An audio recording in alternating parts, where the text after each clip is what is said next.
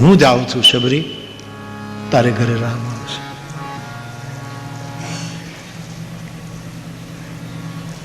જયભાઈ, ભગવાન રામ અવતાર લઈને લીલા કરે છે, તો એને રસ્તો પહેલા ભરદ્વાજજીને પૂછ્યો કે મારે કયા માર્ગે હવે જવું. એક મહાત્મા એ વખતના જે ધુરંધર મહાપુરુષો છે એનું તમને લિસ્ટ આપું. રામકાળના બુદ્ધ પુરુષો, એમાં પહેલું નામ ભરદ્વાજજીનું આવી જાય. અમારે કયે માર્ગે, 14 વર્ષ અમારે વનમાં જવાનું, અમને માર્ગ બતાવો. એક સાધુને એણે માર્ગ પૂછ્યો. એમ કરતા કરતા રામજી આગળ વધ્યા તો વાલ્મીકી ઋષિ, કેવા મહાપુરુષ, એને રામજીએ પૂછ્યું મારે રહેવું ક્યાં, મને કોઈ કેવી જગ્યા બતાવો, મને જગ્યા બતાવો. વળી રામજી આગળ વધ્યા તો કુંભજ ઋષિ મળ્યા, અગસ્ત્ય ઋષિ મળ્યા. એને કહ્યું કે મારે જે ધર્મનું સ્થાપન કરવું છે, સાધુનું પરિત્રાણ કરવું છે, મહારાજ મને કોઈ એવો મંત્ર, મને કોઈ વિચાર આપો કે મારે હવે અહીંથી આગળ કયા વિચારને લઈને ગતિ કરવી. કુંભજ પાસે આવા. આમાં એકેયને ભક્તિ વિશે રામે ન પૂછ્યું. એક જ મહિલા માનસમાં છે જેને રામ પૂછે છે કે મારી સીતા ક્યાં છે, એ મને માર્ગદર્શન. જેની પાસે રામ અથાતો ભક્તિ જિજ્ઞાસા કરે, એ મહિલાનું ગજુ કેટલું ઊંચું છે. અદભુત પાત્ર છે. ચારુ ભાષીની વાલ્મીકી કહે છે, ચારુ ભાષીની. તુલસીદાસજી તો એને ભામિની પણ કહે છે, છોકરાઓ યોગીની પણ કહે છે.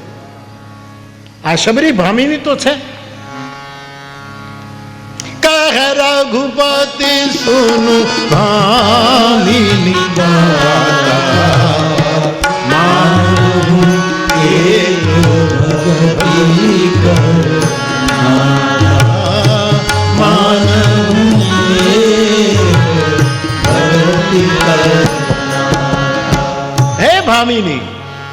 અને ભામિની શબ્દ છે ને, એ વૃદ્ધ શરીર હોય એને નથી માટે, યુવાન હોય એના માટે વપરાતો શબ્દ છે ભામિની. ભામિની તો રમન કઈ કઈ ને સુંદર છે, કઈ કઈ એને દશરથજી ભામિની કહે. શબ્દનો પોતાનો એક સંસાર હોય છે, શબ્દનો પોતાનો એક શણગાર, શબ્દનો એક પોતાનો વૈભવ હોય છે, એનું એક અમુક પરિસર હોય છે, એનું એક નેટવર્ક હોય છે, એનું એક અવકાશ હોય છે. શબ્દ એમને નથી રમતો. શબ્દ પર તો સાહેબે કામ કર્યું, શબ્દ પર કામ.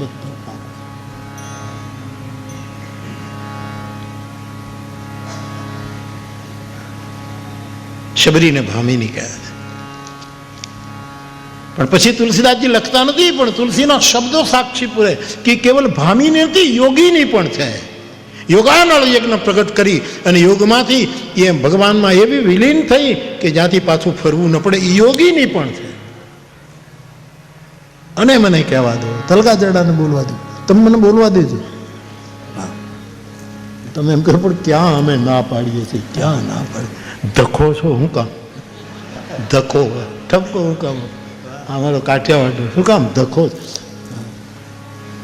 તો તમારી સાથે મજા આવે છે એટલે આમ ઘરની.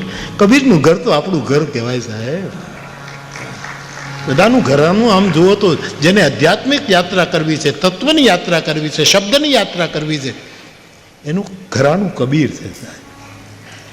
એનું આપણું ઘરાનું.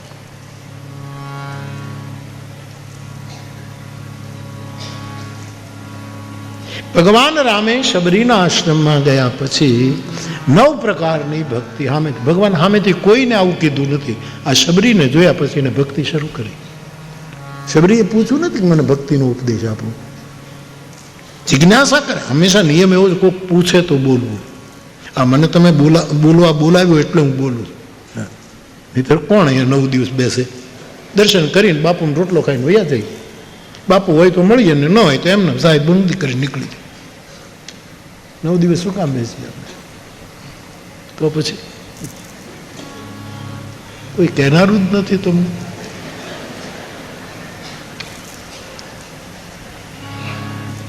લક્ષ્મણજીએ જિજ્ઞાસા કરી 5 પ્રશ્નોની, ભગવાન બોલ્યા. ભરતજીએ સંતોના લક્ષણ વિશે આવી જિજ્ઞાસા કરી, હનુમાન થ્રુ કેવડાવ્યું, ભગવાન બોલ્યા. જ્યારે જ્યારે કંઈક વાત આવી ત્યારે પ્રભુ જિજ્ઞાસા ઉપર બોલે છે. આપણે ત્યાં વ્યવહાર કુશળ માણસ એ કહેવાય કોઈક સામેથી પૂછે તો બોલવું, ઘણા પૂછ્યા વગર બોલે, કોઈ પૂછે નહીં કોઈ બોલ બોલ બોલ બોલ. દીર્ઘસૂત્રી જેને ગીતામાં કહ્યા છે, દીર્ઘસૂત્રી. તમને કોઈ વિષય આપે ને 1 કલાક તમે બોલો, એ તો દિવ્ય પરંપરા છે, પણ કારણ વગર.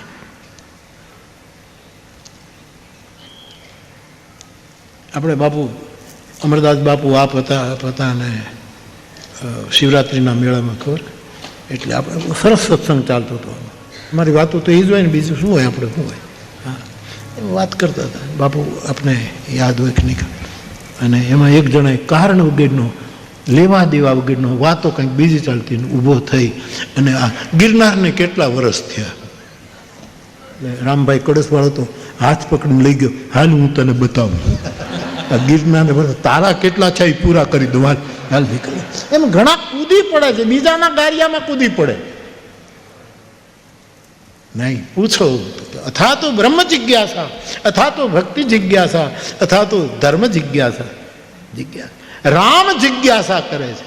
જનક સુતા કહ સુધી ભામિની, હે દેવી, હે ભામિની, તને જનકની દીકરી માટે હું જિજ્ઞા, અથવા તો ભક્તિ જિજ્ઞાસા મારી દ્રષ્ટિએ થઈ ગયું. જે ભગવાન પૂછ્યા વગર ભક્તિને 9 પ્રકારની ભક્તિ, પછી ભગવાન પછતા. આપણે કોકને ઉપદેશ આપીએ અને જે ઉપદેશ તમારે આમ કરવું જોઈએ, તમારે આમ કરવું જોઈએ, તમારે આમ કરવું જોઈએ, મને ઘણા આવે, બાપુ તમારે ગાયોની સેવા કરવી જોઈએ, ગાયો વિશે બોલવું જોઈએ. પણ મેં કીધું અમે 100-200 ગાયો રાખી છે, તારે ઘરે એક જ તો કે નહીં, હું બધાને પ્રેરણા આપું, ઘરે જઈને હુઈ જા ને તું યાર, તારી પ્રેરણાને ચૂલામાં નાખ ને તું.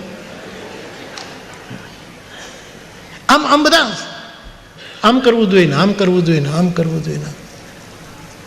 આપણે કોકને તમે આમ કરો, પણ પછી બધાય કરતા એ સવાયો નીકળે ત્યારે આપણને ગ્લાનિ થાય કે ઓહો, મેં આની પાસે માતા, આમાં તો બધું જ છે, બધું જ છે.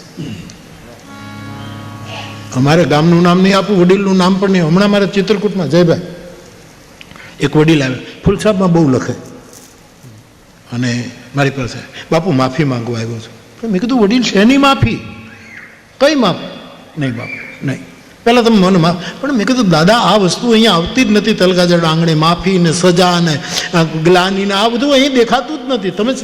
તમે જમો ને ચા પાણી, તો નહીં મને ચા નહીં પીવાય, તમે પહેલાં મને માફી આપો. એના 2 ગ્રંથો બહાર પડ્યા જેની ફૂલસાબમાં બધું ચાલતું હતું. મેં કીધું વડીલ તમે મને સંકોચમાં નાખો, મને કાંઈ ખબર નથી. તમે તો કે નહીં બાપુ નહીં, પેલો માફી આપો. મેં કીધું છે નહીં બાપુ, મારે માફી આપો, મને ગુનો તો દેખાવવો જોઈએ, અને ગુનો હોય તોય હું મારા મગજમાં આ ન આવે તો મારું રામ નામ ભજો અસફળ થઈ જાય સાહેબ. આ તો ના થાય. પણ બહુ એને આગ્રહ કર્યો. એનો એક ગ્રંથ, એનો એક ભાગ મને આપ્યો. ત્યારે મને ખ્યાલ આવ્યો કે હા તમે ફૂલવા 15 વર્ષથી લખો છો, બહુ સરસ. વડીલ બેસો બેસો બેસો બેસો, જમી લો, પહેલાં ચા પાણી પીવો. પછી તો જમ્યા તો નહીં, પણ પછી પાછા જાતી વખતે આવ્યા. મેં કીધું વડીલ, તો કે મને માફ કરી દો. પણ મેં કીધું બાપા મને કાંઈ, તો કે બાપુ હું 15-20 વર્ષ પહેલાં મારા લેખોમાં તમારા માટે મેં બહુ ખરાબ લખ્યું હતું, બહુ લખ્યું હતું, આલોચનાત્મક લખ્યું હતું બાપુ. આજ મને ખબર પડી કે મારી ભૂલ હતી અને હું મારા પહેલાંમાંથી પ્રાયશ્ચિત. આમ સમય આવે આપણને ખબર પડે છે કે મેં આની પાસે શું કીધું. એમ રામને ભોંઠપાવ્યા કે આને મેં ભક્તિનું કીધું, અને રામજીને કહેવું પડ્યું સકલ પ્રકાર ભક્તિ દ્રઢતો. હે ભામિની, તમારામાં તો આ 9 છે, અને મેં આ ભાષણ શું કર્યું? તો તમે ભક્તિ સંતન કર સંગાન આ બધું મારે કહેવાની, પણ તમે તમારામાં 9 છે. એટલા માટે હવે હું તમને પૂછું છું કે મારી ભક્તિ ખોવાઈ ગઈ છે, મારી સીતા ખોવાઈ ગયા છે, એનું કોઈ અપહરણ કર્યું, મારી શાંતિ વહી ગઈ છે, હું આ ભટકું છું, ઝાડવાઓને પર્વતોને પૂછું મારી સીતા ક્યાં, મારી સીતા ક્યાં, મારી શાંતિ હેરાણી છે. અને વિરખને કારણે મારી કાયા દુર્બળ થતી જાય, મારી શક્તિ હણાણી. શક્તિ, શાંતિ અને ભક્તિ આ બધાની તલાશ મારી તમારી બધાની છે. પણ એનું માર્ગદર્શન પૂરનાર કોઈ આચાર્ય મહિલા હોય તો એ શબરી છે, જે રામને પણ કેળો બતાવે. જનક સુતા કહ સુધી ભામિની, હે કરિવર ગામિની, એ હાથની જેવી ચાલ ચાલનારી શબરીજી આપ મને ભક્તિ ક્યાં, સીતા ક્યાં છે? કોઈ ઋષિઓને નથી પૂછ્યું, આને પૂછ્યું. અને ભક્તિ એ ભક્તિ માર્ગની આચાર્ય છે શબરી, શિરોમણી છે. એટલે તલગાજરડું એને સ્વામીની પણ કહેશે, એ ભામીની પણ છે, એ યોગીની પણ છે, અને તેથી એ સ્વામીની પણ છે. કારણ કે ભક્તિ માર્ગની શિરોમણી અને એણે માર્ગદર્શન. અમને તમે જો માર્ગદર્શન પાછું કેવું, શબરીએ સીતાજીને જોયા નથી બાપુ, જટાયુએ તો જોયા, શબરીએ જોયા સીતાજી? જોયા જ નથી યાર. આ રીતે માનસનો પાઠ કરો, પછી બે લીટીની વચ્ચે ગુરુ બોલશે, એ આપણને સમજાવશે. જટાયુ તો અવારનવાર, જો ભગવાન રામ પંચવટીમાં આવ્યા ને એના પહેલા જટાયુ સાથે પરિચય થઈ ગયો છે. ગોદાવરી નિકટ પ્રભુ રહે પરણગ્રહ, રસ્તામાં ગોદાવરીમાં આશ્રમ સ્થાપન, એમાં રસ્તામાં જટાયુ મળ્યા અને મૈત્રી થઈ ને ઓળખાણ થઈ. અને પછી જટાયુ, ત્યારે તો એની પાંખો સબળ હતી ને, અવારનવાર પંચવટી જટાયુ આવતા હતા. કેમ છે બધી વ્યવસ્થા, કેમ છે, જટાયુ આવતા હતા. એટલે એને સીતાજીને જોયા છે. જાનકી પગે કરે, તાત હું પ્રણામ કરું છું, દીકરા તારું સૌભાગ્ય. જટાયુ રામકથા ગજબ છે સાહેબ. એટલે જટાયુએ સીતાજીને જોયા છે, છતાંય રામે જટાયુને નથી પૂછ્યું કે સીતા ક્યાં છે. જટાયુ પૂછી બોલ્યા કે અહીંથી આમ ગયા છે ને આમ ગયા, એ બધી વાત થઈ. પણ જેણે સીતાને જોઈ નથી, જોયા નથી, એવી શબરીને, અને શબરી પોતાની ગુરુ કૃપાની આંખથી, વિવેક આંખથી એને ખબર છે કે સીતાજી અહીંથી આમ ગયા હશે અને સુગ્રીવની પાસેથી નીકળ્યા હશે. ત્યાં જાનકીજીએ પોતાના ઝાંઝર અને આભૂષણ નાખ્યા હશે.